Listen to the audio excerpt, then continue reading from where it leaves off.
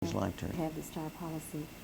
And then a guy by the name of Scott Stevenson, who's going into Texas, that daytime soap on NBC. Oh, yeah, sure. Now, if that guy comes across on screen like he does in an interview, he's going to be dynamite.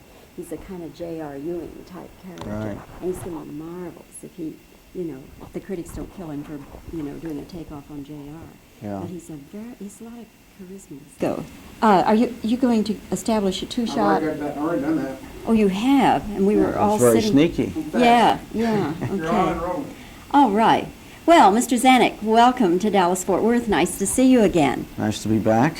The last time we met was also a warm day, but under quite different circumstances. That's right. Camp Pendleton, the Marine base there for MacArthur. Have you ever made a movie when you didn't go on location? No, I'm always on the location of the film. Yes. I think, it's very important for for a producer to be there, even though the director is actually handling the actors and the camera. He needs help. He needs someone to talk to, collaborate with, and I always, along with my partner David Brown, always are on the location. And a good shoulder to cry on occasionally. Yeah. Not only that, the producer can, his very presence kind of keeps a little tighter ship, maybe, don't you think? I hope to think that's how it works. Where did you shoot the island?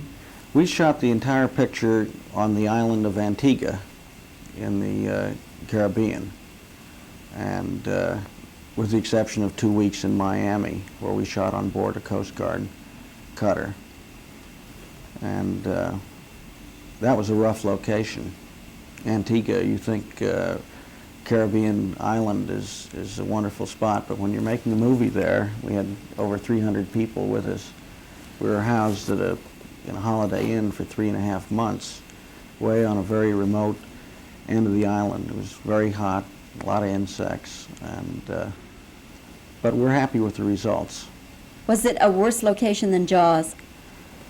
We had less difficulty on this location, but nothing could beat Martha's Vineyard. That was a lovely place to make a picture. How true to Benchley's book is the movie? I think it's very true. Unlike Jaws, where we made really considerable changes in what he had written in his novel, The Island as a film stays very closely to what he wrote as a book. Do you think Benchley was really trying for authenticity in his story, or do you think he was really mostly just trying to give people a good, entertaining book? Well, Peter always comes up with a rather bizarre, basic premise, and certainly this is no exception. The fact that he based his story on the fact that there's been hundreds of boats disappearing in the last few years in this area, mostly by modern-day pirates. And he got the idea of what if some descendants of the original buccaneers were still at large, so to speak, hiding out after all of these centuries, living off the boats and that they would commandeer and pirate. And that's basically the idea that this story is centered around. The fact that in 1980 there's still a band of the descendants of the original buccaneers, and it seems to work. There really is, in fact, a No, there really isn't. Oh, That's all right. That part of it is in Benchley's inventive mind, but it's conceivable, I suppose. Does it get into any of the sort of Bermuda Triangle type controversy? No, it's not that kind of thing at all. No, these people have been hiding there, isolated from the rest of the world. They dress in whatever they can find on board the boats that they take. It's a hodgepodge of clothing. They speak a little bit of English, a little bit of Spanish. They're semi-savage, and they've existed, and there's thousands and thousands of islands down there that are even uncharted. And so it's not totally inconceivable that this could be taking place. It makes for a good adventure story. Now, isn't it true you shot 2 or 3 endings? No, that isn't true. Or did you revise an We ending? revised the ending, yes. We started the picture, and this happens sometimes when you're making movies. We had to start the picture with the very, start shooting the picture with the very last scene in the picture because of the availability of a Coast Guard cutter. And when the cutter moved away from Antigua back up to Miami, we had to come back to Miami when we were through shooting and finish up. But it was the same ending. The pirates happened to win. You're giving it away. Has Benchley seen the movie yet? Yes, several times. He likes it very much. He was present on the location. That's unusual. Yes, he was, you know, attached to the picture all the way through. He'd revise little things in writing and in order to fit the certain locations and bits of action. What was the local climate there politically? Were they glad to have you, or did you have problems with the locals? I think they were glad to have us because we brought in so many people. We brought in a lot of dollars. It was off-season. See, we were there during the summer months. And I think by and large they were very glad to have our business. I think sometimes that people don't realize certain problems involved in making a film. They can anticipate weather problems, people maybe getting ill or things like that. But during your career as a motion picture producer, Mr. Zanuck, what are some of the more unusual problems you've encountered that people probably could never even imagine? Well, I suppose the whole Jaws experience, Jaws 1 and Jaws 2, the problem of dealing with a mechanical shark was, I guess, the toughest problem that I've ever faced because unlike actors, you can't tell a mechanical shark when to act or how to act, and that was the toughest problem. There are always personality differences in a creative art like making a motion picture. People see scenes in different ways, interpret dialogue in different ways. There's always the personality element that causes problems. And obviously, as you mentioned, weather and those kind of things. There's always the pressure of the budget. That's the constant problem. When push comes to shove in an artistic argument, say between a star, someone that you just can't have and don't want to have him walk off the picture, and a director, are you and my partner, the arbitrators. And it's not always easy because in many cases the easy thing to do would be to eliminate the director because he can be replaced, whereas if you're halfway through a picture with a star who's established in the film, you're throwing away everything that you've done. So it's a very delicate situation when you get into those rhubarbs. Have you ever fired a director or let him go? Not recently. I have, going way back. Which picture? A picture called Justine. And I don't want to mention who I eliminated from the picture, but I replaced him with a very good director, George Cukor. Unfortunately, the picture didn't turn out that well. But those are things that happen, and they're very tough when it does happen because in this particular case, the director had worked very hard on the film, and but he just didn't get along with the actors and actresses. Of all the actors and actresses you've worked with, Mr. Zanuck, is there any one you consider to be outstanding in his profession and outstanding as far as his professionalism and getting along with him or her? Yes, as a matter of fact, and that's not just because I'm here to talk about the island, but Michael Caine, who stars in the film, is without a question the most professional actor I've ever worked with. He is always on time. He never complained on this location, and it was very, very miserable.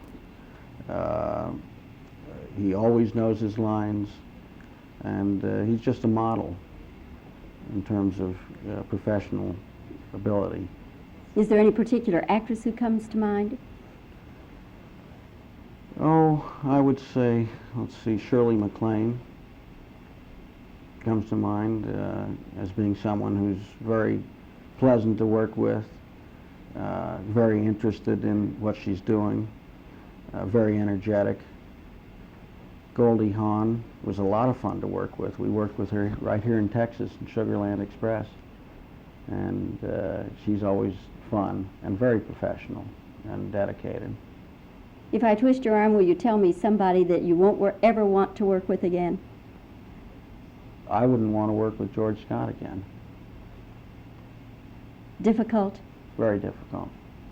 In what way? Well, in practically every way, but George is just a very demanding, to a point of being irrational person to deal with. He's a wonderful actor, and we had great success with him in Patton, but he's just very difficult. Have you ever forgiven him for not taking his Oscar? No, that's his own business, and I never understood it, but he had some crazy reasoning behind that, I suppose. Well, Mr. Zanuck, thank you for coming to Dallas-Fort Worth, and we hope that the island opens big and stays big and makes a lot of money for you. Thanks so much, Bobbie. Thank you. Good to see you Bye-bye. again. All right, you want reactions. He's a very difficult guy, and he starts swinging, too. You know, he has a few drinks and starts swinging at people. Did he punch anybody out in the past? No, he took a couple of swings, but he always seems to fall flat on his face before he delivered a blow. But he wants to be a professional, and I'm sure he thinks he's a total professional, but he just causes a lot of aggravation. Mm-hmm. And Okay. He does. Where did you shoot The Island? you want me to answer these Yeah, questions? I'll tell you what. Go ahead. As far as the local people were concerned, were they glad to have you there, or did you have some problems with them? We had a few problems, yes. Okay, good. All right. You still rolling? Yeah. Okay. How true to Benchley's book is the movie? Is it at all involved with the Bermuda Triangle, that kind of thing? Has Benchley seen the movie? Did you have more than one ending, or did you revise an ending? All right. Now, do you want to try it? Okay. Okay. Mr. Zanuck, I think a lot of people could guess that there would be certain problems on location with a movie, weather, people getting ill, this kind of thing. But there have to be other problems. What are some of these problems you encounter? What? You still rolling? Yeah. What is the worst problem you've ever encountered on location? Have you ever had to or wanted to fire a director? If I twist your arm, will you tell me some people who were difficult to work with? What about women? Any particular actress come to mind? Okay, now. You had the best actor and the best actress, too. Yeah, okay. As far as professionalism and getting the job done, who are some of the best people you've worked with? I hope it's going to get Okay, Okay. all right.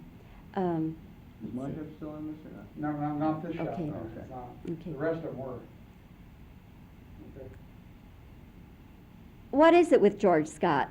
Difficult? Okay.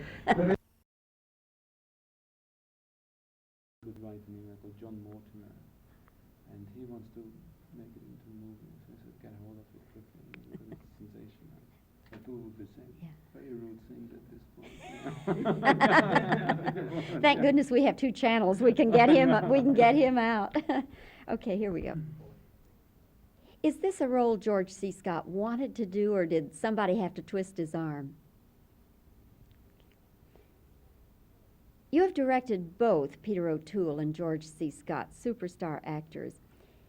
Do you have to treat one different from the other? Okay, all right. Your movie, The Changeling, was financed in a unique way. Rather than going out and getting bankers or someone, it actually went public, as we would say. They sold shares of stock. Has that ever been done before? Okay. I think that'll do it. With financial advisor, Mr. Curry.